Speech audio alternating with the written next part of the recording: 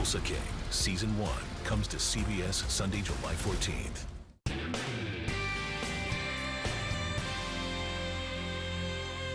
Summertime temps have been fairly chill since the season started last week. I've got the outlook on how the next 10 days will feel. Live from downtown Marquette, it's your 19 News.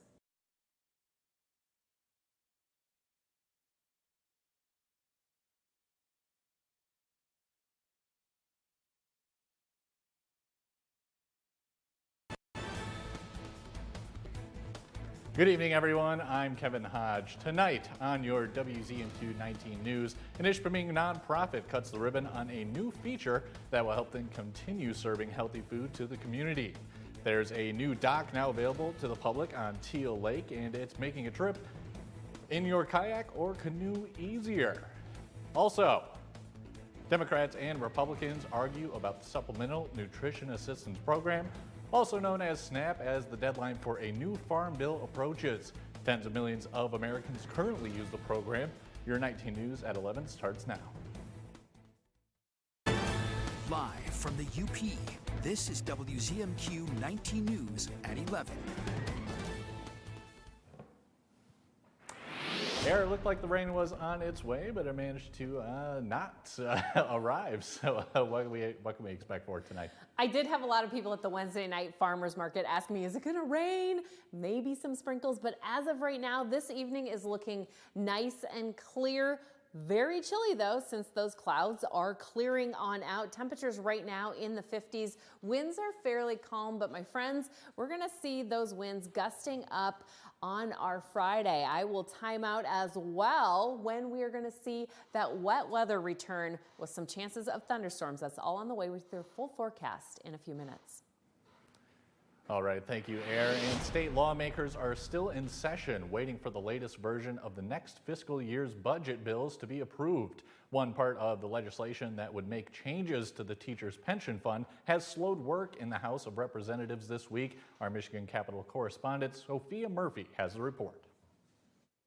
State legislators have been working since 10 a.m. to negotiate final changes and come to a consensus on the budget bills for the 2025 fiscal year, negotiating their funding targets and balancing the numbers they hope to put on the governor's desk before the end of the week. There's a lot of moving parts here, and it really can't move until all those pieces are kind of settled. I sat down with Craig Thiel, research director for the Citizens Research Council of Michigan. He explained that one of the most difficult parts of the budget process this year has been a piece of companion legislation that would make changes to the Michigan Public School Employees Retirement System, or MIPSERS, and free up $670 million.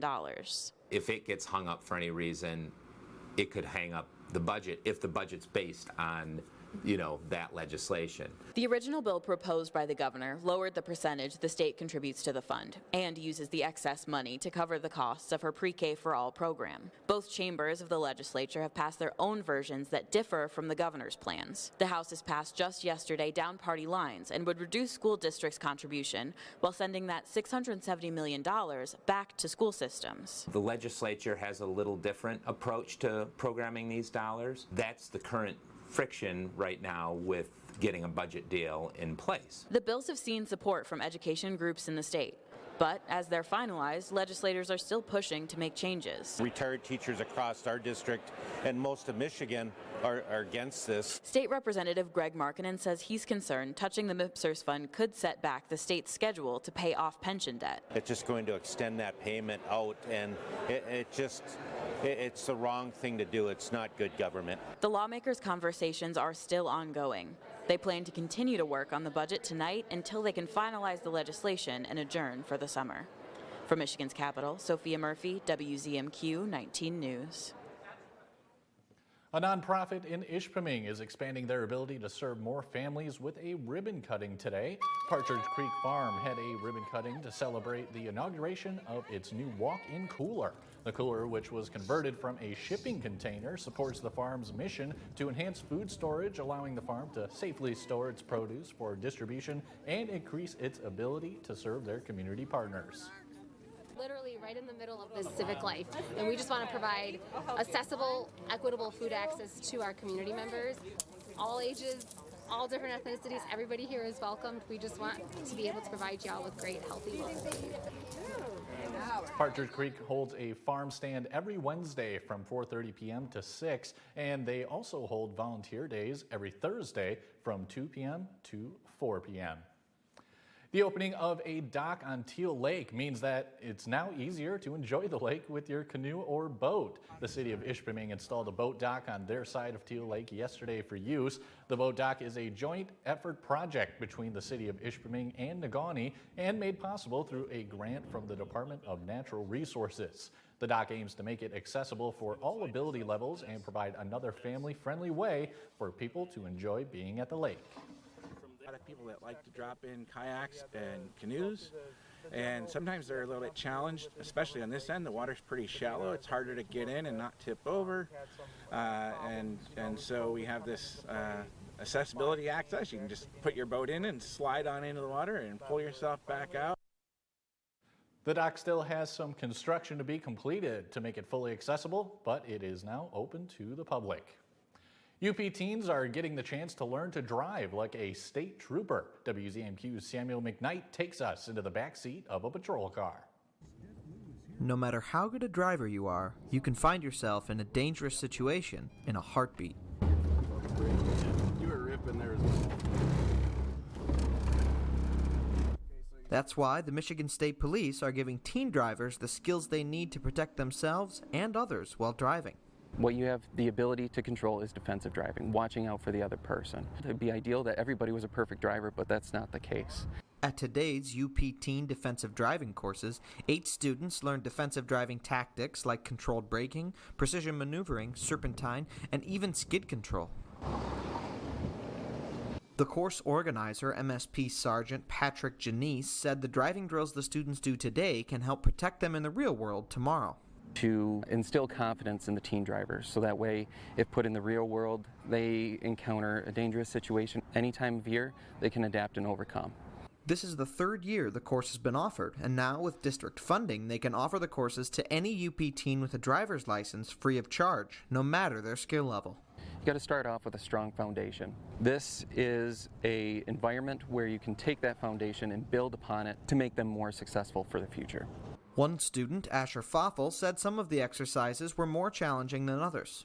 The skid pad, that's just challenging. You could feel the car wanting to go in different directions. You could feel the back start to swing out, so you got to counter it before it does. Otherwise, you're just going to go to a full donut. But they were all a lot of fun. It's exciting. I'm enjoying it. It's a lot of fun and very knowledgeable. Samuel McKnight, WZMQ 19 News, Escanaba. The class will continue until Friday at the Escanaba Fairgrounds, and there are still 8 slots open for Thursday's course. We'll have a link to registration posted on our website. And a motorcyclist and a 5-year-old girl are recovering after an accident in Negaunee at about 10 o'clock last night. The 38-year-old man riding the motorcycle was heading east on US 41 when a Dodge Journey driven by a 36-year-old man pulled in front of him, trying to enter the Dollar General parking lot. The motorcyclist and the 5-year-old passenger in the car were transported to the hospital, while the Journey's driver was treated at the scene for minor injuries. The Negaunee City Police Department says the driver of the car was at fault for the crash. Last week, the Iron Mountain Fire Department responded to a call where firefighters were unable to remove a cap from a hydrant, and police were notified. The cap was unable to be removed due to the hydrant being painted. Firefighters noticed the hydrant was not painted the correct color, as all of the city's hydrants are color-coded. In their investigation, police officers noted the hydrant had been painted black by someone since October of last year. The Deputy Director of Fire Services is reminding the public it's not just an inconvenience to the firefighters. Painting a fire hydrant poses a safety concern, and it's against the law. Illegal to mess with the fire hydrants. We have people call here fairly frequently wanting to paint them or do something to beautify their yard, and it's just, you can't. We need to be able to rely on them best we can. And the color coding of the hydrants means something.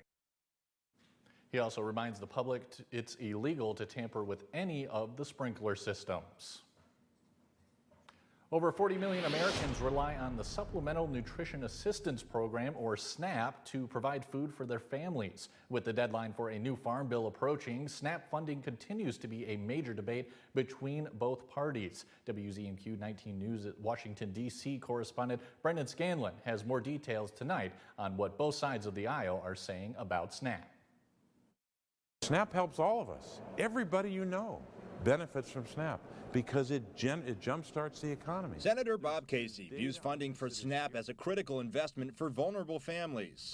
Most SNAP families have a child in the house, a senior in the house, or a person with a disability in the house, and often a veteran in the house. Why you would not want to help those vulnerable families is beyond me. I can't understand that. Casey says every 5 years, when a new farm bill is due, Republicans try to cut funding for SNAP. He says it not only hurts families, but the economy as well. And it has one of the best bangs for the buck of anything in government.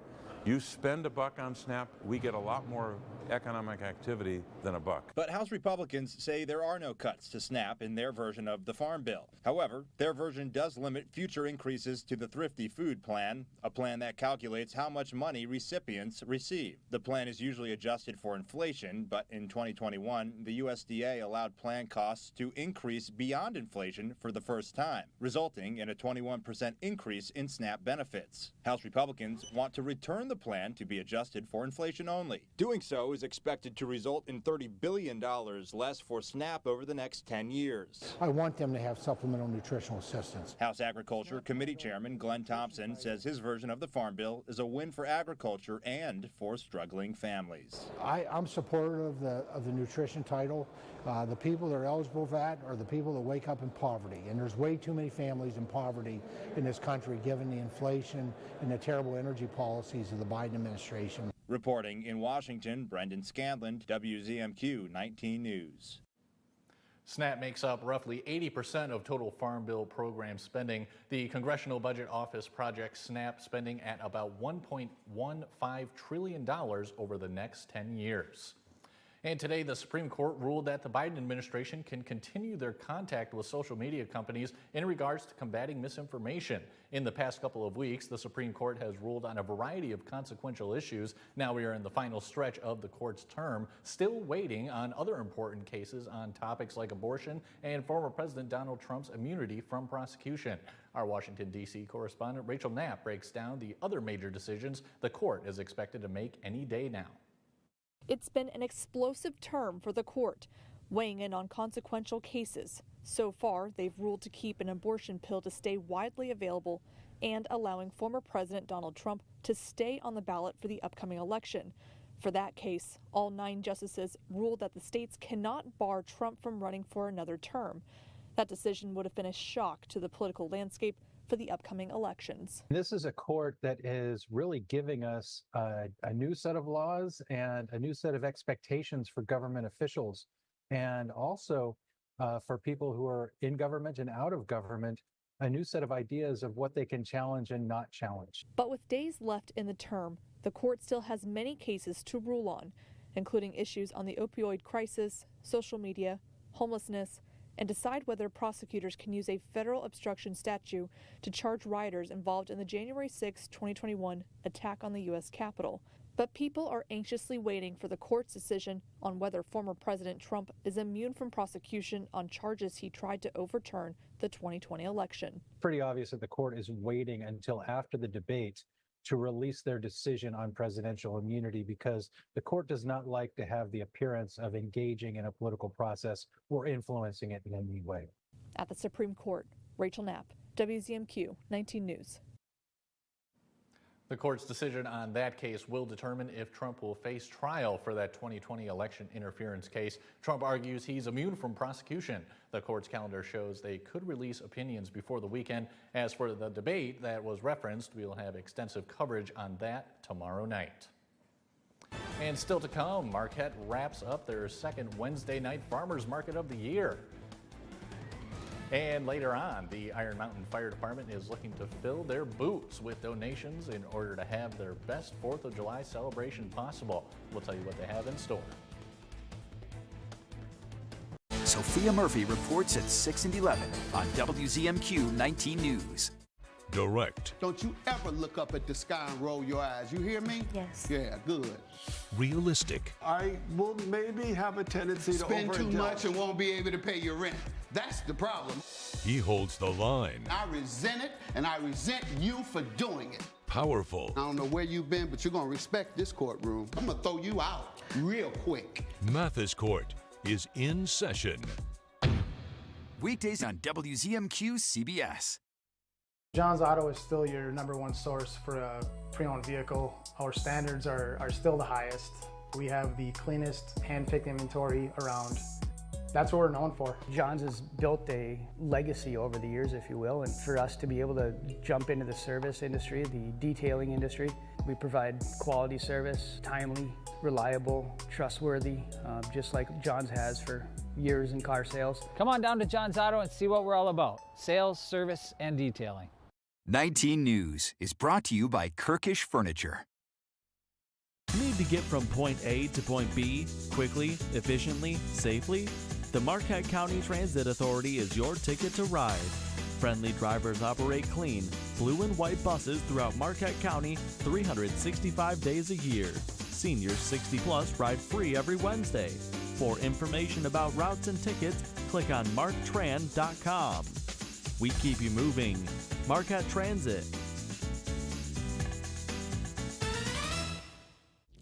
Good evening, Mr. Mayor. That's an outright lie. The Emmy-nominated Late Show with Stephen Colbert. Come at me, GOP. Come on. Weeknights on CBS. Watch WZMQ 19 News wherever you are, whenever you're ready. Subscribe to the 19 News channel on YouTube.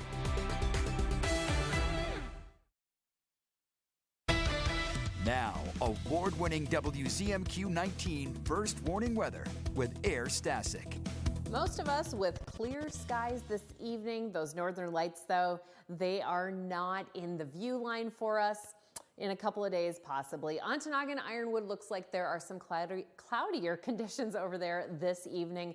Those clouds will be increasing overnight. Overall, though, the Mittens State is looking fairly dry. Mittens State. On our Thursday, we've got a very high UV index. It is at a 10. Yep, 2 high fives. We'll see lots of sunshine throughout the day. Winds are staying nice and calm. Could be a day at the beach, although those temperatures are going to be kind of chilly here in Marquette. We're looking at a high of about 66 degrees. So if that's your cup of tea, go for it. It's going to definitely be warmer down south across the Upper Peninsula. Take a look here as we get close to lunchtime, where we could see, about 63 degrees there for Menominee, hitting those highs around 4, 5 o'clock in the evening or afternoon, possibly some 70s for Iron River and Iron Mountain. So again, it's definitely going to be warmer in the interior. Okay, taking a look at those temperatures, we'll drop down a little bit on our Friday because we've got some rain showers moving in with colder temps, and then we'll bump back up on Monday, maybe getting closer to those 70s again. But overall, we are going to be kind of mild as far as temperatures. We're not expecting anything super extreme. Over the next 6 to 10 days will be near normal, whatever normal is to you. So those standard early summer temperatures, 60s, 70s, getting close to 80 or there. So, okay, precipitation though, parties, we do have that on the way starting on our Friday. Good chances of that. We'll see that continuing throughout the evening and then again in the morning on Saturday, eventually drying out as we get closer to Sunday. So if you've got weekend activities where you want to be outside, it looks like Sunday's going to be the drier day. But let's take a look at what Futurecast is showing us.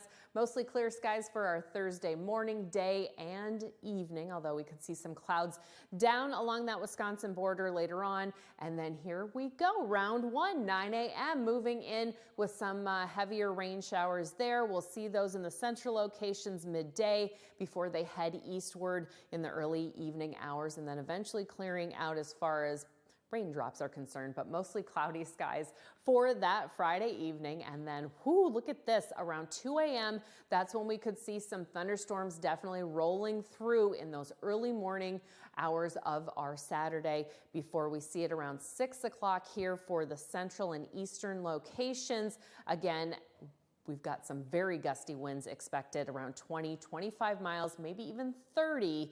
As we get closer to Saturday, I'll have more information for you. But our lows tonight, it's a crisp one out there, 40 degrees on average. The interior, though, could be in the upper 30s. Your 7-day outlook is on the way in 15 minutes. All right, thanks, Aaron. I got a little fun fact for you. Today marks the 50th anniversary of the barcode. Those machine-readable black stripes have changed many aspects of modern life, but as Bradley Blackburn explains, the barcode as we know it is about to change. 139. For many, it's hard to imagine a time when we didn't buy groceries this way, with a scan and that beep triggered by a barcode. 249. But Cecilia Mazoka remembers back when prices were keyed in by hand. The barcode is much faster. 50 years ago in Troy, Ohio, the first barcode was scanned on a pack of gum. The design from IBM beat out other contenders, including one that looked like a bullseye. The striped code was easier and cheaper to implement. Those various lines that you see in the barcode correlate to a number that's assigned by GS1. Bob Carpenter is the CEO of GS1, the organization that sets global standards that make the barcode possible. Today, we estimate that over 10 billion products are scanned with a barcode every single day in retail establishments around the world. Barcodes go far beyond grocery stores. The technology is crucial to the supply chain, healthcare, and airplane tickets. Even robots can easily perform scans. This also helps for the store to know what items to reorder. And it's become part of the culture, from barcode tattoos to children's toys. But that ubiquitous barcode is now getting an upgrade. Many manufacturers are swapping out stripes for QR codes, which can carry a lot more information. All of a sudden, everybody can interact with that package and gives the shopper a window into all sorts of additional information. That switch could happen as soon as 2027. But even after the barcode goes, the revolution these little lines launched is here to stay. Bradley Blackburn, CBS News, Yardley, Pennsylvania.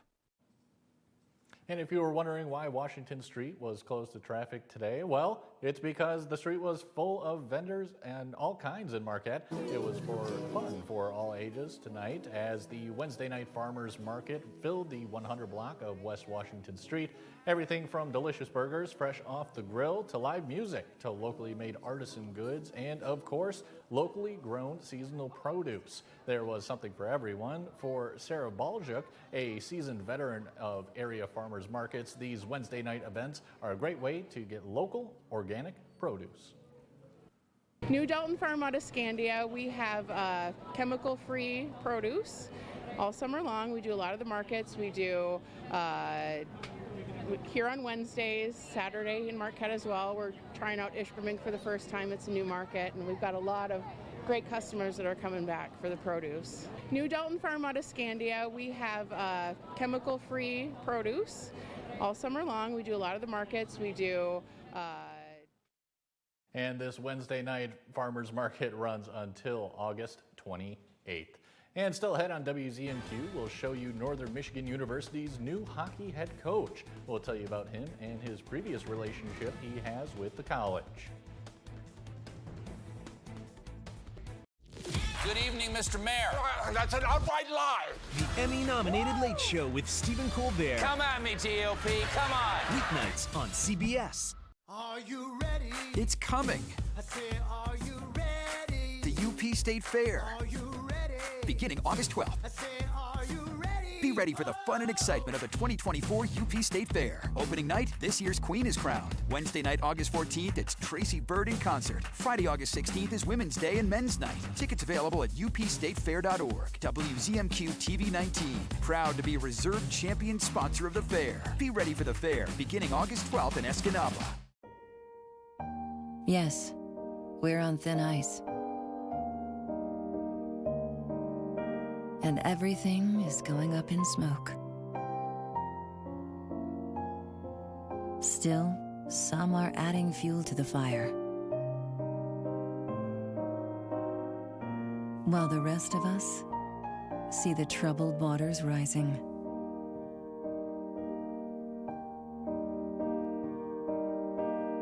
Our planet is under the weather. But when the going gets tough, the tough get, well, you know. Because in the heat of this moment, we're not about to lose our cool. Love it or lose it.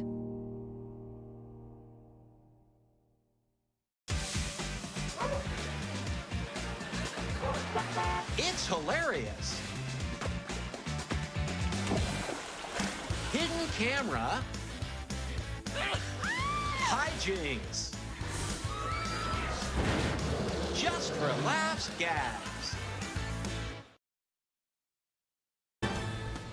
You're watching WZMQ 19 News, live and local with Sarah Blakely. The Iron Mountain Fire Department is ready to participate in this year's 4th of July festivities. Expect a warm welcome from the Iron Mountain Fire Department during the Iron Mountain Kingsford 4th of July parade. Firefighters, both current and retired, will be collecting donations in their boots to fund the fireworks display for the department's annual Fill the Boot campaign. Parade goers can look forward to seeing around 3 to 4 fire vehicles and around 15 firefighters participating. An apparatus engineer says the department is also taking extra safety measures throughout the evening celebration.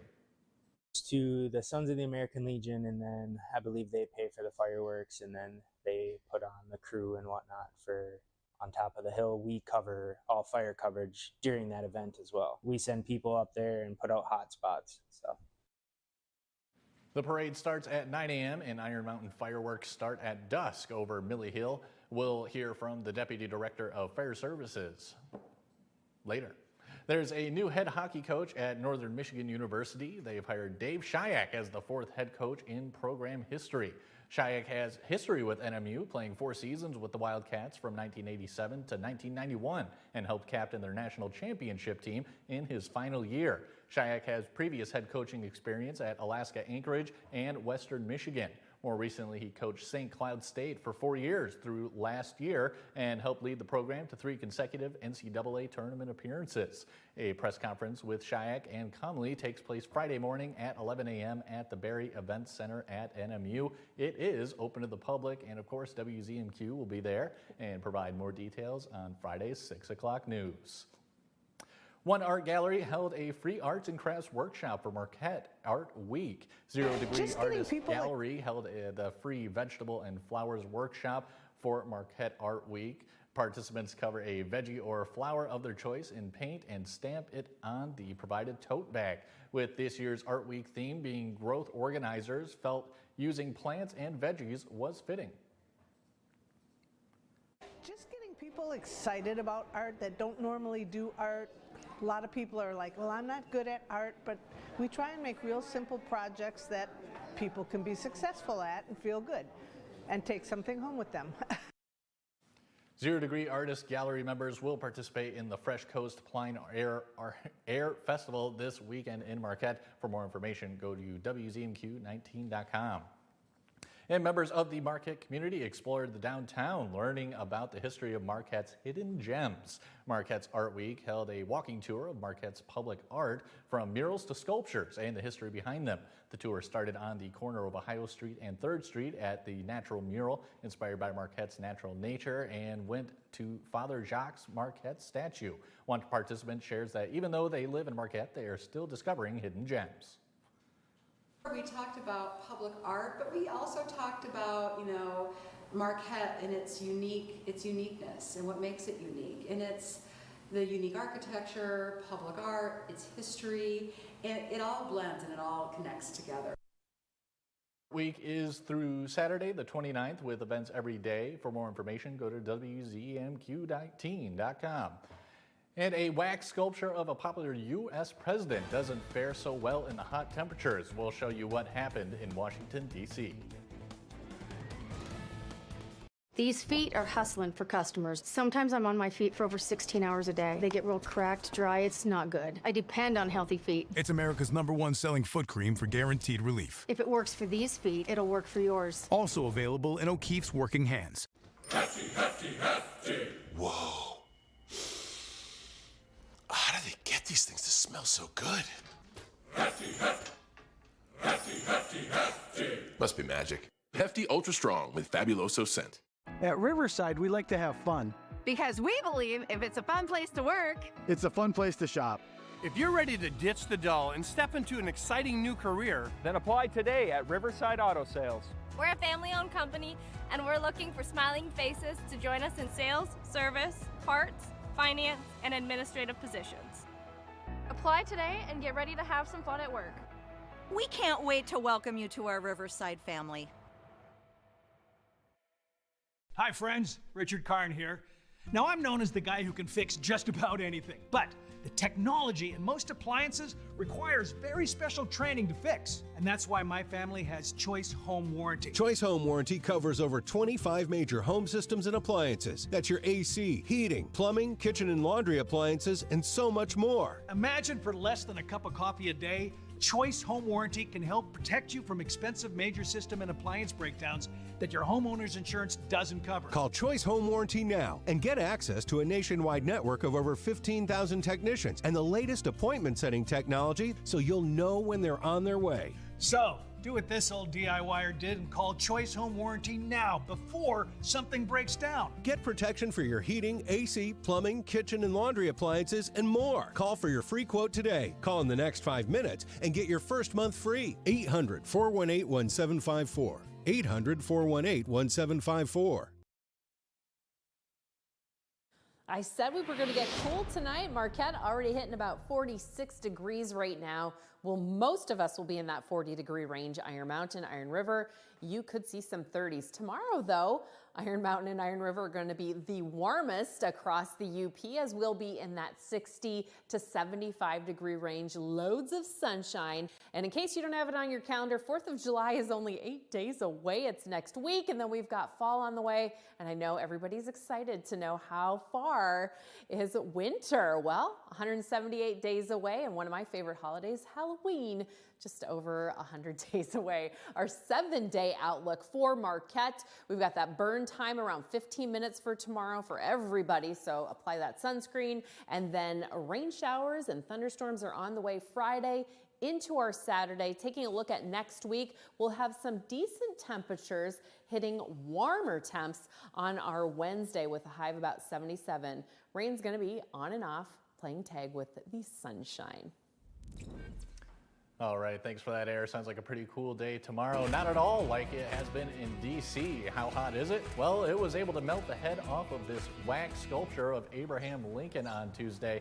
The statue was created with wicks and intended to be burnt slowly over time by visitors who were asked to light and blow out the flame before leaving, but the record warm temperatures, unfortunately. The wait is over. England Furniture's quick shipping is back at Kirkish Furniture. Choose your style and fabric and receive your furniture in as little as 30 days. Browse our in-stock selection or let our staff help you customize the perfect sofa or chair. Plus, 1 year free financing and free delivery. 25 years of fun, and you're invited. It's the silver anniversary of the downtown